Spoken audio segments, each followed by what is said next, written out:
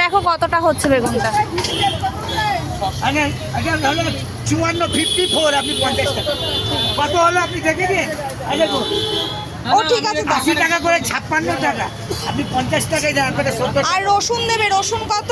আচ্ছা এখানে হলো 40 30 70 70 আর 45 তাই তো 70 45 হচ্ছে 115 আর 35 টাকা রোল আছে 115 আর 150 টাকা 150 আর 50 200 টাকা। আর রসুন কত? রসুন 100 500 টাকা 400 টাকা কিলো হবে আজ 40 টাকা। আবার আমি অন্য এটা কাজ 50 50 দাও, 50 রসুন দাও।